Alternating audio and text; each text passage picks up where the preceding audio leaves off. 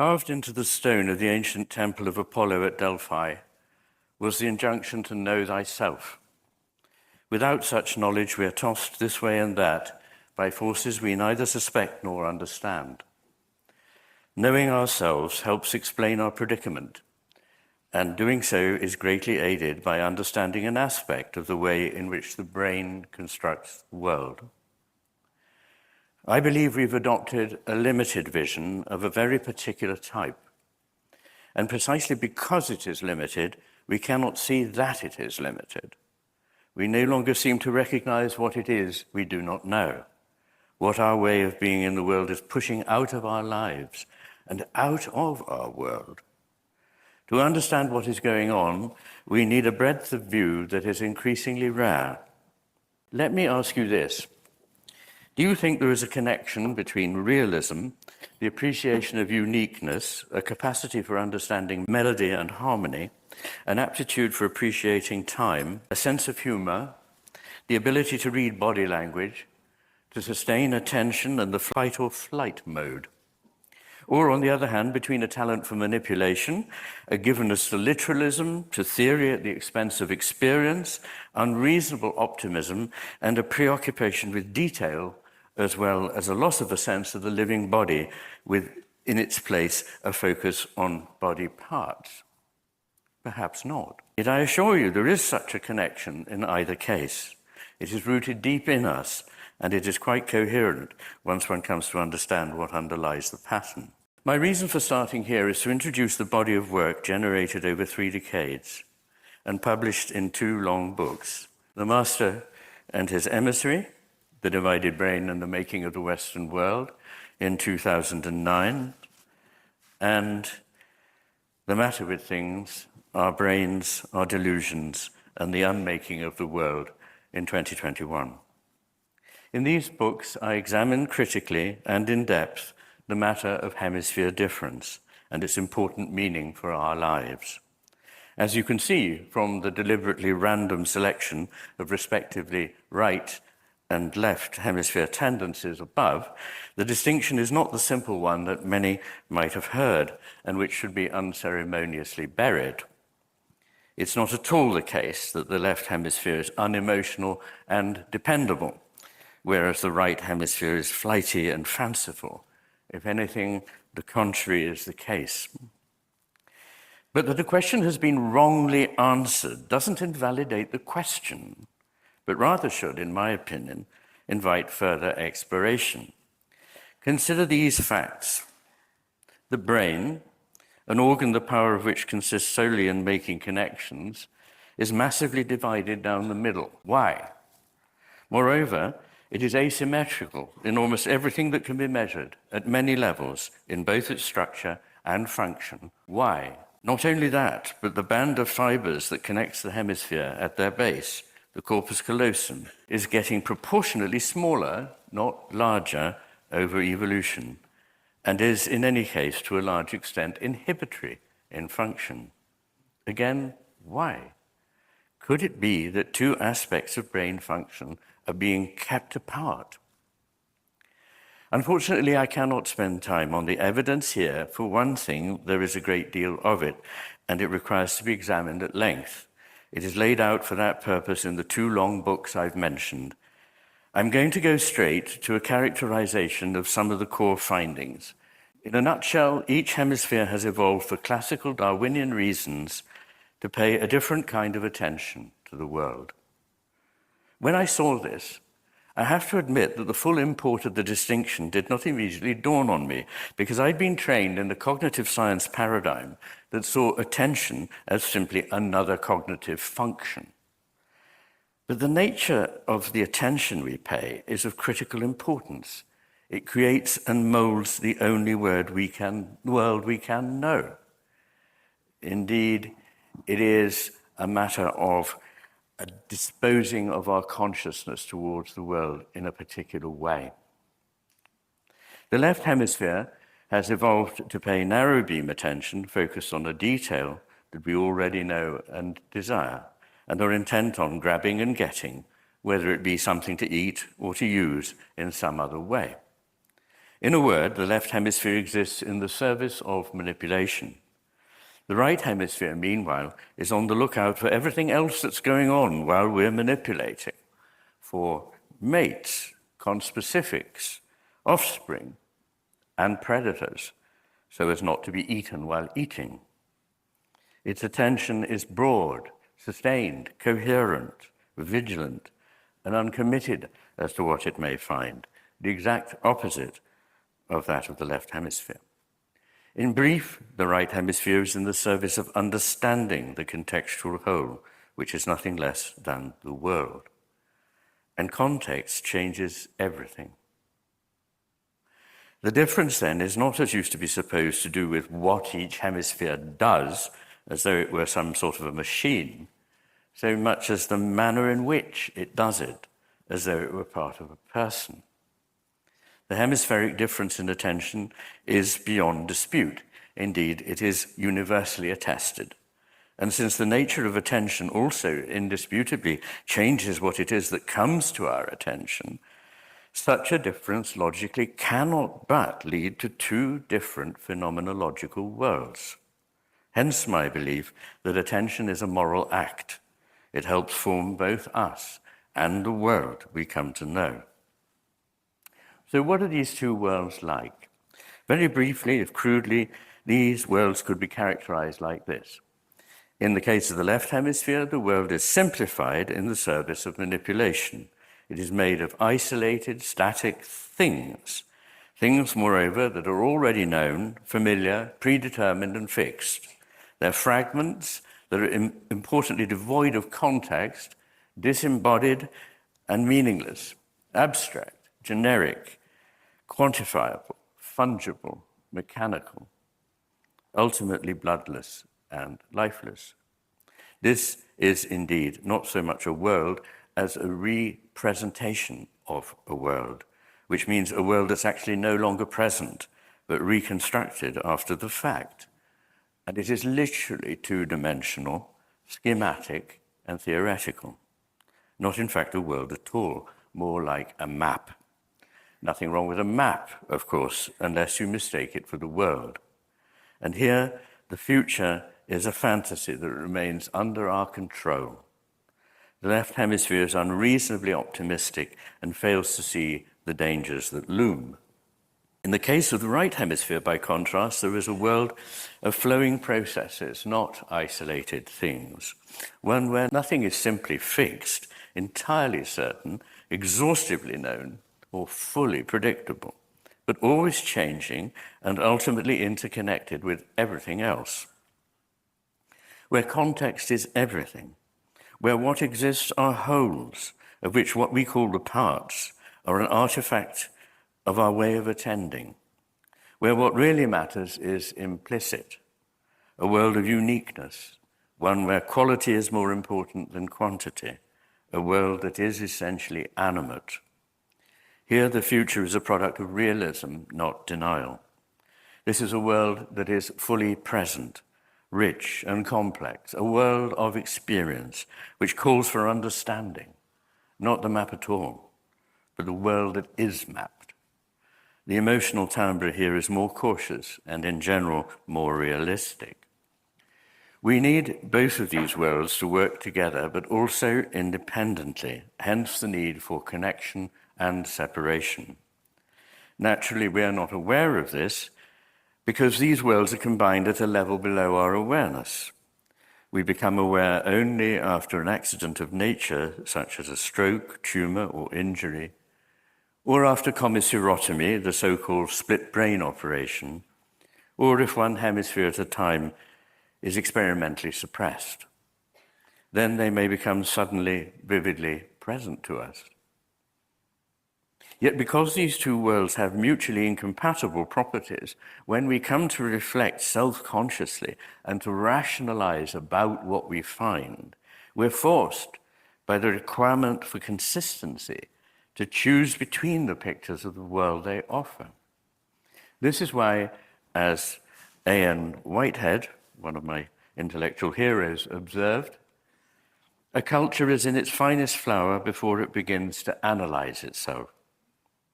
Once our lives become very largely mediated by self-reflexive language and discourse, as in our postmodern world they are, the explicit stands forward and the implicit retires. Yet almost everything that really matters to us, the beauty of nature, poetry, music, art, narrative, drama, myth, ritual, sex, love, the sense of the sacred, must remain implicit if we're not to destroy their nature. The attempt to make the implicit explicit radically alters its nature. We can no longer rely on the wisdom that comes from these all-important but hidden sources, from closeness to the long tradition of a society, to nature and to the sacred, to sophisticate our understanding. In fact, we see these not as irreplaceable guides to truths deeper than those that science can encompass, but as lies. Possibly entertaining lies, but lies nonetheless. We begin to see only the self-created, self-referring world according to the left hemisphere. We go for the machine model, reductive materialism, and the consequences are all around us. Unfortunately, the two hemispheres are not equally veridical. In terms of our ability to apprehend, take hold of and use the world, the left hemisphere is superior. But in terms of the ability to comprehend the world, the right hemisphere is superior. In each of what one might call the portals of understanding, attention, perception, judgment, emotional and social intelligence, cognitive intelligence, that is IQ, and creativity, the right hemisphere is so much superior that the left hemisphere on its own has been repeatedly described as frankly delusional. This is not a rhetorical expression. Denial of the facts and delusional beliefs are far commoner in association with damage to the right hemisphere, and consequently dependence on the left hemisphere than the reverse. On its own, the left hemisphere confabulates, makes up stories so to fit with its beliefs. It will frankly insist that a paralyzed limb is unaffected, or if challenged, deny that the offending appendage belongs to the subject at all. Belongs to you, doctor. Unlike the right hemisphere, which sees more than one angle and has for this reason been called by V.S. Ramachandran the devil's advocate, the left hemisphere never doubts that it is right. It is never wrong and never at fault. Someone else is always to blame. Furthermore, in what I take to be the four important onward paths to truth, science, reason, intuition, and imagination, though both hemispheres contribute, the crucial part in each case, including in science and reason, is played by the right hemisphere, not the left. Our predicament is that we now live in a world where the understanding of which is largely limited to that of the inferior left hemisphere. Some signs of this include our inability to see the broader picture, both in space and in time, the way in which wisdom has been lost, understanding reduced to mere knowledge, and knowledge replaced by information, tokens, representations, the loss of the concepts of skill and judgment, which are the products of experience, the divorce of mind and matter, resulting in a strong tendency to simultaneous abstraction, and the debasement of matter to mere lumpen matter, therefore our exploitation. An exponential growth of bureaucracy and administration, everywhere the proceduralization of life, the reduction of justice to mere equality, a loss of the sense of the uniqueness of all things, the supplanting of quality by quantity, the abandonment of nuance in favor of simplistic either-or positions, the loss of reasonableness, which is replaced by rationalization, a complete disregard for common sense, the design of systems not for humans, but to maximize utility, a growth of paranoia and pervasive mistrust. For if all is not under its control, the left hemisphere becomes anxious and projects its anxiety outwards onto others. Nonetheless, we play the passive victim and abjure responsibility for our own lives. In addition, I might point to the rise of anger and aggression in the public sphere, the destruction of social cohesion and its replacement by angry warring factions. Like almost everything that used to be said about hemisphere differences, the idea that the left hemisphere is unemotional is wrong. The most highly lateralized emotion is anger, and guess what? It lateralizes to the left hemisphere.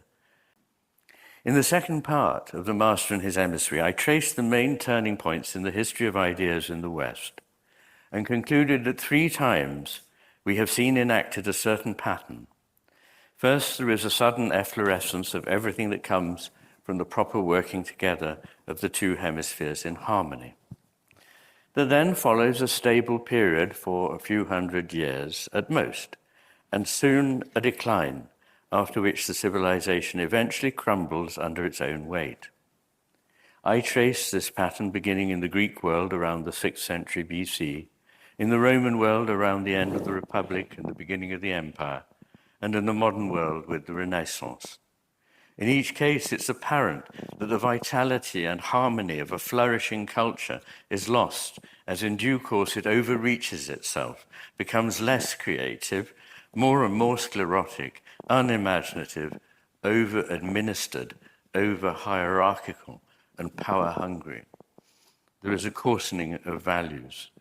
Where goodness, beauty, and truth had once been the guiding values, the need to control, the value of power holds sway. I'm sometimes asked why, if the right hemisphere is more intelligent and by a long way more insightful than the left, this progression is always leftwards. It's a good question. In brief, there are a handful of reasons. First, and most obviously, the left hemisphere is designed to aid us in grabbing stuff. It controls the right hand with which most of us do the grabbing. As such, it is seductive, not to say addictive. Second, the left hemisphere view sees a very simplified schema of the world and offers simple answers to our questions.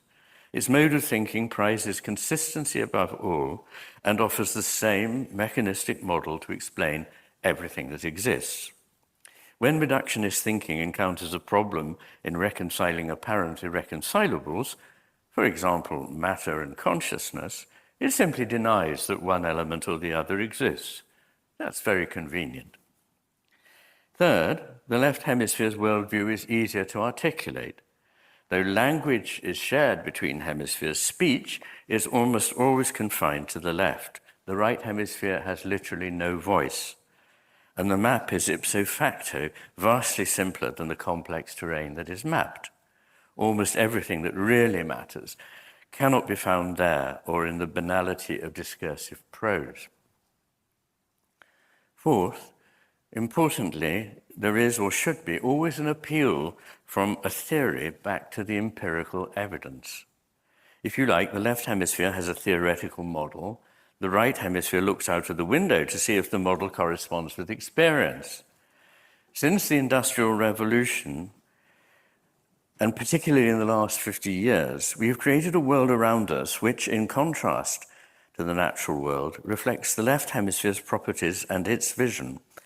What we see around us now, looking out of the metaphorical window, is rectilinear, man-made, utilitarian, each thing ripped from the context in which it alone has meaning. And for many, the two-dimensional representations provided by TV screens and computers have come largely to supplant direct, face-to-face experience of three-dimensional life in all its complexity. Fifth, built into the relationship between the hemispheres is that they have a different take on everything, including their own relationship. Essentially, the right hemisphere tends to ground experience. It knows that the left hemisphere has a valuable role, though. The left hemisphere then works on what it's offered to clarify, unpack, and generally render the implicit explicit. And the right hemisphere finally reintegrates what the left hemisphere has produced with its own understanding, the explicit once more receding to produce a new, now enriched whole. The left hemisphere's contribution then is valuable, but must come at an intermediate stage. Problems arise when this is treated, as it now often is, as the end stage, Analysis is a valuable tool, but breaking things down must be followed by an attempt to understand the whole once more. Unfortunately, the left hemisphere is unaware of what it is missing. It doesn't know why the right hemisphere is important. It cannot see the gestalt, the ultimately indivisible whole. Therefore, it thinks it can go it alone. Sixth, a culture that exemplifies the qualities of the left hemisphere's world attracts to itself, in positions of influence and authority, those whose natural outlook is similar, especially in the areas of science, technology, and administration, which have an undue importance in shaping contemporary life. They then make us more like themselves. My worry is not that machines will become like people, an impossibility, but that people are already becoming more like machines. Finally, I've already referred to the problem that a civilization that is increasingly cut off from its intuitive life relies more heavily on exchange of explicit ideas in the public forum. Here, though truth is manifestly complicated and many-layered, an awareness of inherent ambiguities and a capacity for seeing both sides of a question, what happened to that, is no longer considered a strength. The right hemisphere's view is multifaceted and also already takes into account the left hemisphere's point of view. This virtue makes it immediately vulnerable to the charge of inconsistency, and it is therefore liable to be dismissed. I believe it is the left hemispheric view of the world, intellectually jejune and morally bankrupt as it is, that has resulted in what has been called the meta-crisis. Not just the odd crisis here and there, but the despoliation of the natural world, the decline of species on a colossal scale, the destabilization of the climate, the destruction of the way of life of indigenous people, the fragmentation and polarization of a once civilized society, with escalating, not diminishing, resentments on all sides, an escalating, not diminishing, gap between rich and poor, a surge in mental illness, not the promised increase in happiness, a proliferation of laws, but a rise in crime, the abandonment of civil discourse, a betrayal of standards in our major institutions, government, the BBC, the police, our hospitals, schools, and universities, once rightly admired all over the world, which have all become vastly overweighted with bureaucracy, inflexible and obsessed with enforcement of a worldview that is in flat contradiction to reality and isn't their job to enforce, and the looming menace of totalitarian control through AI. These aspects of the so-called meta-crisis have a multitude of proximal causes: economic, political, social, psychological, technological, and so on. But beneath and beyond that, each manifests within those realms aspects of the left hemisphere's dysfunctional view of the world. The very thing that originates the problem also militates against seeing the problem. Seeing the wider picture, a necessary prelude to understanding, is now increasingly disfavored. And as a consequence, the crises I've referred to are often seen as isolated pieces of bad luck. But they're not. They could have been, and were by some, predicted. The meta-crisis is the predictable outcome of a complete failure to understand what a human being is, what the world is, and what the one has to do with the other. And all this is the sort of thing the right hemisphere is far better equipped to understand than the left. The rightful master, the right hemisphere, has been subjugated by his emissary or servant, the left. In an entirely predictable parallel, we have become enslaved by the machine that should be our servant. As so many have predicted since the time of Goethe, we cannot say we were not warned. Even physics now teaches us that the mechanical model of the universe is mistaken. But because of our success in making machines, we still imagine that the machine is the best model for understanding everything we come across. We ourselves, our brains and minds, our society and the living world are now supposed to be explained by the metaphor of the machine. Yet only the tiniest handful of things in the entire known universe are at all like a machine, namely, the machines we made in the last few hundred years. Machines, unlike life and all complex systems, whether animate or inanimate, are linear and sequential, are put together part by part from the ground up and can be switched on and off at will. Their default status is stasis, not flow. They are not resonantly embroiled with their environment. They have precise boundaries. Their parts do not change structure and function as the whole changes and evolves, not least because in a machine the whole does not evolve. And they are utilitarian constructs in service of the power of their maker. None of this applies to life, nor does it to anything else in the universe. The brilliant mathematician and biophysicist Robert Rosen, in his book Life Itself, demonstrates just how unlike machines organisms are.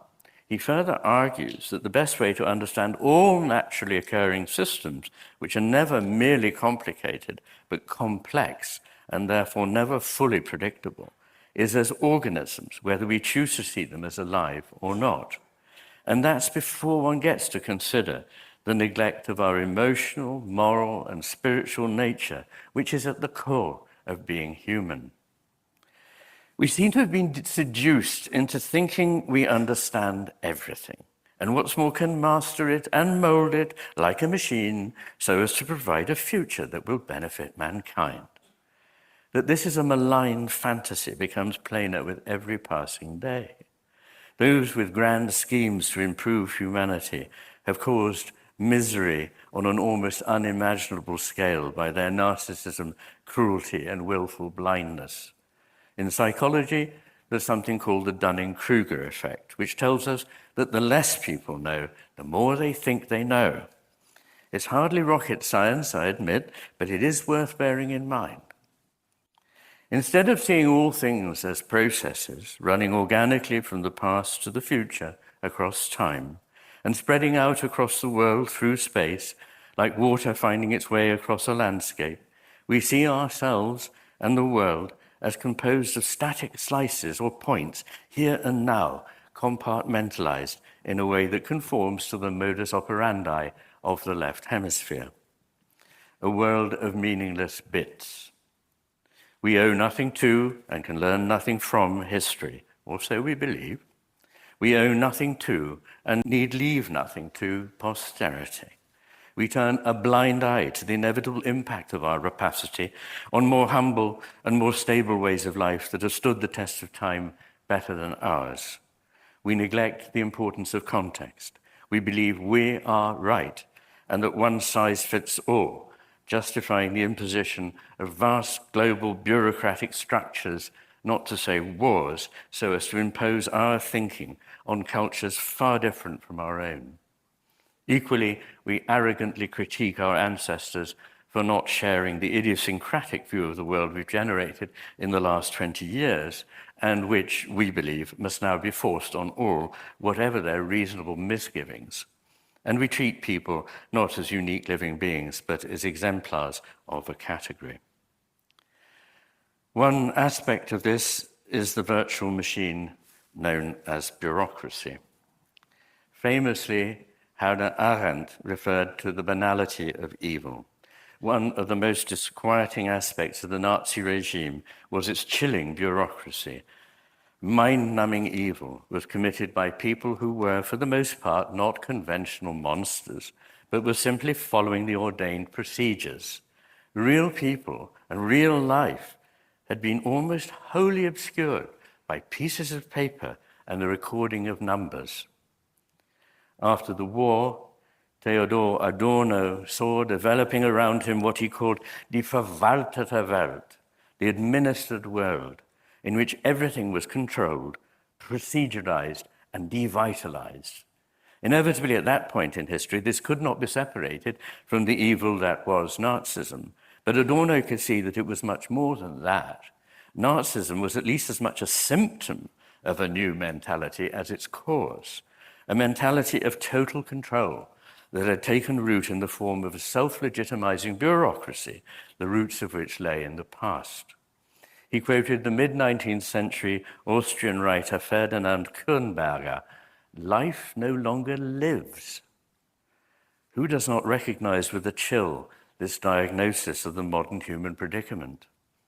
And Adorno points out that it is not even the triumph of the logical, since administration serves to rationalize the irrational, which explains why its workings and outcomes are often deeply unreasonable and deeply damaging. The cancerous growth of more and more elaborate and more expensive bureaucracies in the worlds I particularly know, hospitals and universities, but the same could be said of government, schools, and the police, is an inevitable and dangerous consequence of the worldview we've adopted. The other, if possible, still more dangerous expansion is that of AI.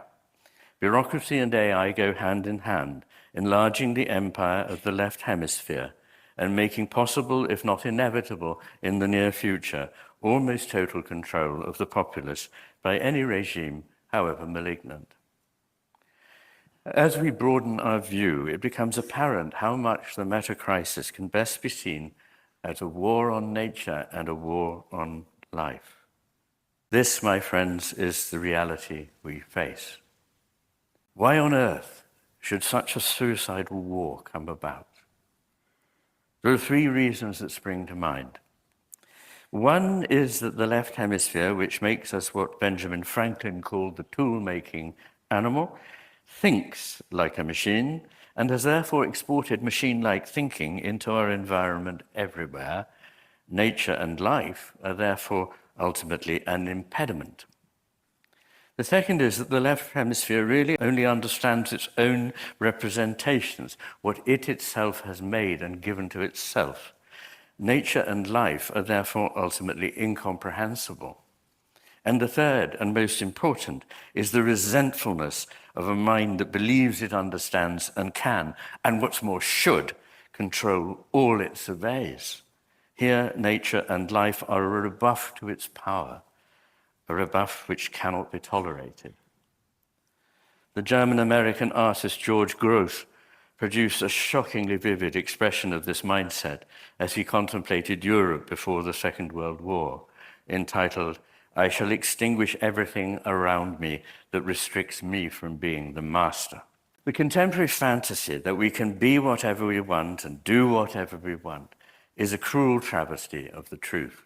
This was never true and never could be. It is the product of a culture of narcissistic fragmentation. Ironically, we've invented new impediments to its fulfillment. We now live in a world in which you cannot speak or act until you've put each word before a humorless inner tribunal which is ready to say no to everything you want to say or do. I'm, of course, a boring old stick, but I feel so sorry for young people now.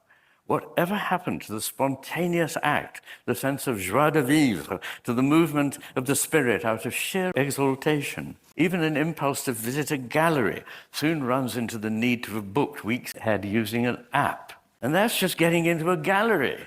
What about negotiating the numberless hazards of a date? Life no longer lives.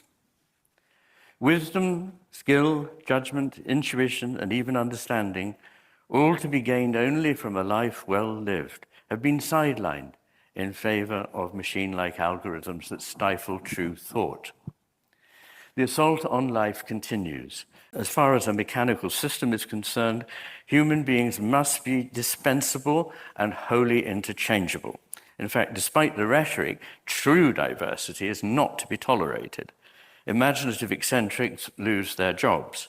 Humans must have no allegiances which might conflict with their duty to fit into their slot. Thus it is that we've seen concerted attacks on the idea that there are any differences between men and women, attempts to brainwash children, attacks on family and kinship with their rightful claims on loyalty, on the professions with their expertise, which must be replaced by blind rule-following, and their codes of ethics, which a machine cannot understand, and which is therefore replaced by the pretense that teachers, doctors, and priests are just providing a service to consumers, rather than embodying what are ultimately sacred duties. Indeed, that anything should be sacred is an affront to the power-hungry left-hemisphere-dominated mind. Belief in a divine cosmos is seen as standing in the way of whatever society the machine hurtles us towards. Milton saw it all. Lucifer the Bright cannot bear the imputation of anything higher than he. And the very word society reminds us that no properly functioning society is mechanistic. So we see social cohesion dissipate and living traditions erased. In their place, fragmentation, the stoking of resentment, and the rise of aggression. This, in turn, is deemed to require what de Tocqueville presciently described as a network of small, complicated rules that he foresaw would come to strangle life itself. Once the integrity founded in an intuitive moral sense is lost, a society becomes like a building that has lost its integrity and needs to be shored up with ever more scaffolding. Now there has to be a law for everything, yet crime escalates. Why, when we see how devastating this process can be, do we carry on promoting it? The physicist David Bohm reflected on a phenomenon he called sustained incoherence, characteristic of what he called thought, the thought process we now know to be typical of the left hemisphere. What he meant was that on seeing incoherence, it would be intelligent to stop, look for the cause, and change tack. But he noticed there was a reflex defensiveness in thought that leads instead to obstinate continuation. In other words, the left hemisphere, above all else, does not want to hear why it might have got things wrong. I see widespread evidence of this sustained incoherence in corporations, governments, health systems, and education. Everywhere that management culture holds sway. That when things go wrong, it's never that we've been traveling in the wrong direction or have gone too far in what may once have been the right direction. It's always that we've not gone far enough. This links to the Dunning-Kruger effect. The less you know, the smarter you think you are. But a further finding by Dunning and colleagues reinforces the relationship with the left hemisphere mindset because of its preference for simple linear algorithms and procedures that it believes logically must lead to a certain outcome. Those who've bought into such procedures think they must be in the right, even when the outcome ought to compel them to the opposite conclusion. Psychological experiments show that once they're committed to their theory of how things work, drawing attention to its obvious failure in the real world leads not to a flicker of doubt, but to a rise in confidence and redoubled efforts along the same line. I'm sure we can all think of many such dead ends in the world around us, but I want to refer to just one, the squandering of trust. This has the distinction of being at the same time supremely important and almost completely ignored. Truth and trust, words which come from the same root, naturally go together. One cannot have trust in a society where no one is speaking the truth, and one cannot be true to a society where there is no trust. As Confucius told his disciple Su Kung, for a stable society, a ruler needs three things: weapons, food, and trust. If he cannot hold all three, he should forego weapons first and food next, for, quote, without trust we cannot stand. Trust costs nothing but the time to build it. Once built, it is a fantastically efficient way for any human enterprise, particularly a society, to operate. But it's easy to lose. There's a Dutch proverb, trust arrives on foot, but departs on horseback. The massive complex of administration and AI do nothing to promote a society of trust, but actively undermine whatever is left of it at every turn. Being trustworthy is no small thing, and its importance needs to be inculcated at an early age and then nourished by both individual and society. No one will believe in us if we cannot believe in ourselves. We need to start believing in ourselves again and deserving to be believed in.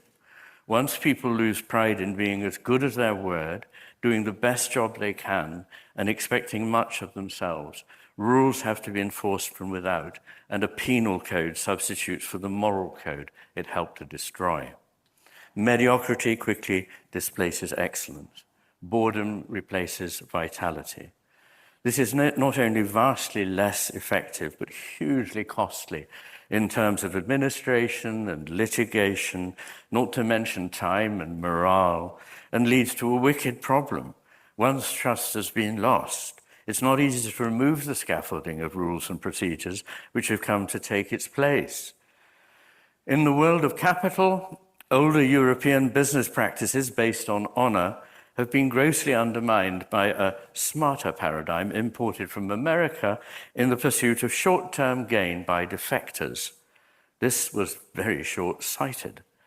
Trust has also been lost in the world of schools and universities, hospitals, the police, and the army, all of which now have massive recruitment problems. Because the perception is that lives of service are no longer respected or properly rewarded, that the necessary creativity, independence, self-reliance, and initiative required by a skillful professional will be stifled, and that the best candidates will not be supported and promoted because of a patronizing agenda based on the ticking of boxes and militating against excellence.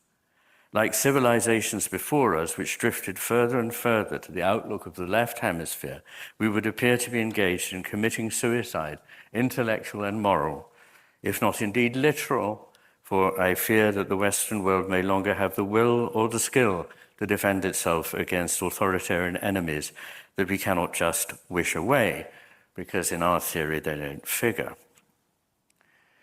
We seem sometimes bemused at how so often a path that looks promising leads us somewhere almost opposite to where we intended.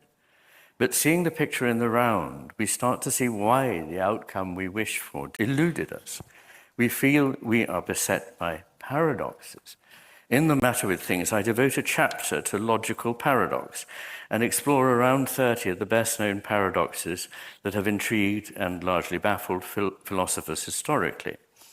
In every case, I explain why the apparent paradox can be seen as stemming from the different dispositions towards the world offered by the right and left hemispheres. This doesn't mean, however, that each take is equally valid. In Zeno's well-known paradox of Achilles and the tortoise, although he purports to prove that Achilles can never catch up with, never mind overtake the tortoise, we know perfectly well that in real life he can overtake the tortoise in a couple of strides. As a society, we pursue happiness and we become measurably less happy over time.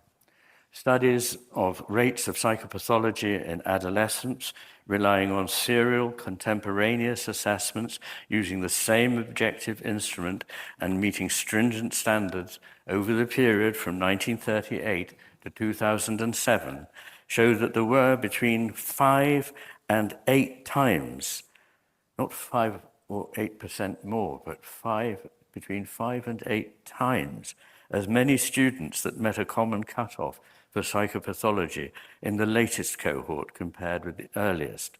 And this may be an underestimate because many recent subjects were already stabilized on an antidepressant, a possibility that didn't exist for the earliest cohorts.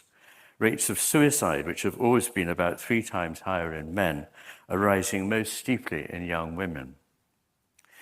We privilege autonomy and end up bound by rules to which we never assented and more spied on than any people since the beginning of time. We pursue leisure through technology and discover that the average working day is longer than ever and that we have less time than we had before. We also find that the technology places an enormous burden on our time, alienates us from human intercourse, and exposes us to risk from organized criminals and mind control by disorganized criminals such as governments. The means to our ends are ever more available, while we have less sense of what our end should be or whether there's purpose to anything at all. Economists carefully model and monitor the financial markets in order to avoid any future crash. They promptly crash. We're so eager that all scientific research results in positive findings that it has become progressively less adventurous and more predictable, and therefore discovers less and less that is truly significant advance in scientific thinking. We grossly misconceive the nature of study in the humanities as utilitarian in some way, in order to get value for money, and thus render it pointless, and in this form certainly a waste of resource.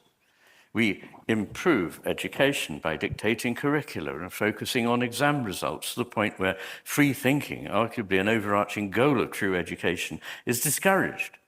In our universities, many students are in any case so frightened that the truth might turn out not to conform to their theoretical model that they demand to be protected from discussions that threaten to examine the model critically. And their teachers, who should know better, in a serious dereliction of duty, collude. We over-sanitize and cause vulnerability to infection. We overuse antibiotics, leading to superbacteria that no antibiotic can kill. We protect children in such a way that they cannot cope with, let alone relish, uncertainty or risk, and are rendered vulnerable.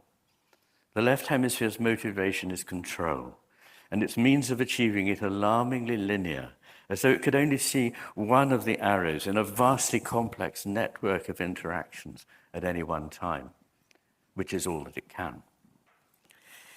If these paradoxes surprise us, it's because we've not thought far enough ahead in time or broadly enough in space. We take a small part of the complex for the whole. The awareness coming from the right hemisphere can embrace that of the left, but not the other way round. When the hemispheres are working together under the unifying influence of the right hemisphere, the effect is not purely additive, but transformative. However, since the left hemisphere not only takes in less, but understands what it does take in less well, our almost exclusive reliance on it, the servant, in contemporary Western culture, is a problem of some considerable proportions. The three things on which human flourishing and well-being most depend are these: belonging to a cohesive social group which one can trust and with which one can share one's life, closeness to the natural world, and communion with a divine realm, however conceived.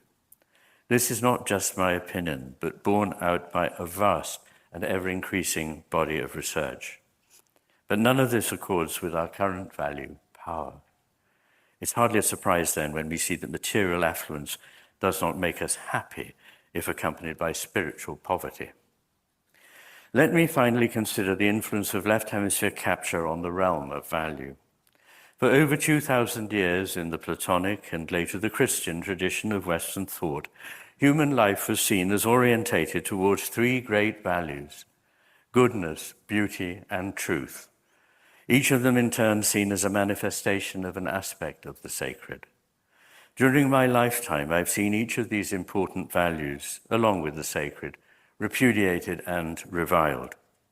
A model that favors the machine over the human being, the inanimate over the living, is one that is corrosive of all that is beautiful, good, and true, and has no place in it for the sacred. The early 20th century philosopher Max Scheler was much concerned with questions of value. When he died in 1928, Heidegger, who gave his funeral oration, described him as the most potent force in the world of philosophy at the time. Scheler thought there was a hierarchy of values, with those of pleasure and utility, the values of utilitarianism in the left hemisphere, at the lowest level, and rising by stages to that of the holy or sacred, which he considered the highest, a value which I suggest is incomprehensible to the left hemisphere. In between were first the Lebenswerte, or values of life, such as courage, magnanimity, nobility, loyalty, and humility, and then the geistige Werte, the values of mind or spirit, such as beauty, goodness, and truth, which I suggest are better understood by the right hemisphere. The left hemisphere's raison d'etre being power and control, it naturally puts values of utility and hedonism, those of the lowest rank in Scheler's pyramid, first. I may be wrong, but it's my distinct impression that there has been a decline in courage, magnanimity, nobility, loyalty, and humility in our society, indeed in all behavior that carried its costs up front, rather than concealing its sting in the tail. Speaking the truth takes courage, and it would seem that those in our public institutions would rather conform than confront untruth. And along with the loss of courage to speak the truth, there's been an undeniable withdrawal from the beautiful and the sacred. All of this combines to reinforce a loss of sense of purpose and direction, hence the crisis of meaning that is, by now, a commonplace that we face.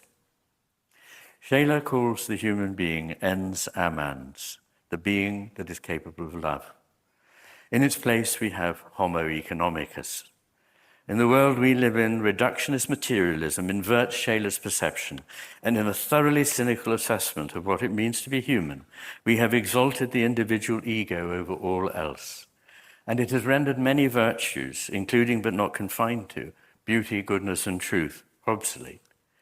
These values, I believe, far from being human inventions, are ontological primitives, for they are aspects of the ground of being. Our capacity to respond to them and draw them ever further into being is our privilege, and indeed, I argue, our purpose. That is why there is life at all. We can, of course, also ignore them, devalue them, and cause them to wither away.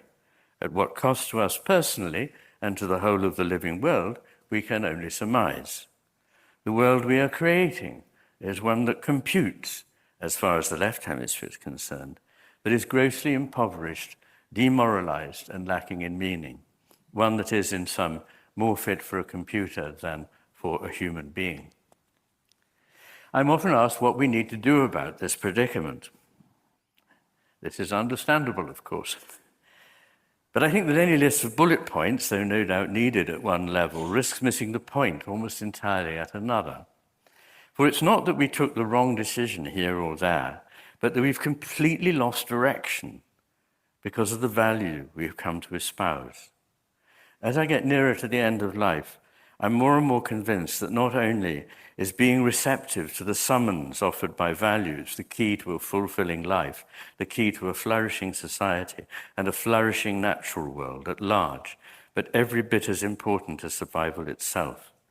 What I mean is this: even if we were, by a massive effort and a massive stroke of fortune, enabled to prevent any further loss of the world's forests, reverse the pollution of the oceans, reverse the decline of species, and similarly tackle the other aspects of the meta-crisis I have mentioned, this would be in vain if it simply meant that we did not change our hearts and minds, for we would still be the same hubristic, entitled, resentful, power-hungry animals that we have become. And this, like the rest, has everything to do with the dominance of the left hemisphere's mode of being. We can be far better than that. So what are we to do? I could list the bullet points the left hemisphere would like me to, which along the way would inevitably refer to reforming the educational system, to a revival of the humanities, a serious reduction in bureaucracy, to the cultivation of meditative or spiritual practices, to abstinence from social media, keeping machines in the background where they can be helpful, but away from intercourse with humans, and much more that we all know might help. And of course, it goes without saying that we must tirelessly seek to stop and, where possible, reverse damage to nature. I will not say the environment, since the term expresses the separation from nature that is part of the problem. But these will not in themselves heal a matter of psyche or soul. There is no quick fix for such problems, alas. As a psychiatrist, I would often know, after listening to a patient for an hour or more on their first visit, what it was they needed to do. And when I was inexperienced, I used to tell them. That was a mistake. Until a person truly sees for him or herself from the inside what it is they need to do, they will not do it. And once they do see it, they will not need to be told. The work is to get them to that place. The good news is that we can begin healing the work, each one of us, today. People say, what can I do? The world is so huge and I'm so small. And sometimes they add, and our planet is so small in an incomprehensibly vast universe. There's a lot I could say about that. But this is to think in the left hemisphere's terms, measuring and quantifying. When the lover says, "My love is as deep as the ocean and as wide as the skies," how large or small is that? All the important changes happen from in here, not out there.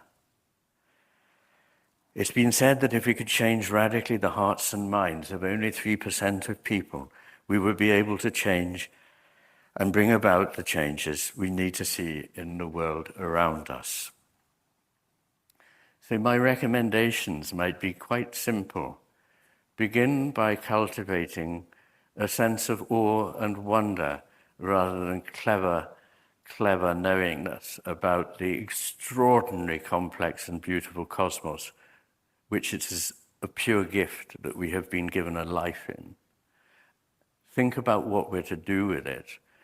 And in order to do that well, to have compassion to others and to all the living world, not a sense of aggressive embattlement against forces that we quite probably misunderstand. And to begin to adopt a sense of the little that we can know. In other words, a kind of not willing ignorance, but the beginnings of true knowing, which is when we recognize how little that we know. That is the first step towards true knowledge. For this to happen, we need to understand ourselves anew. Gnothe se auton, know thyself. We need every insight we can get into what we're doing to ourselves, to life itself, and to our inexpressibly beautiful and complex world. I hope I may have here offered one such insight, however small. The work is great, but we are capable of greater things than we know. Thank you.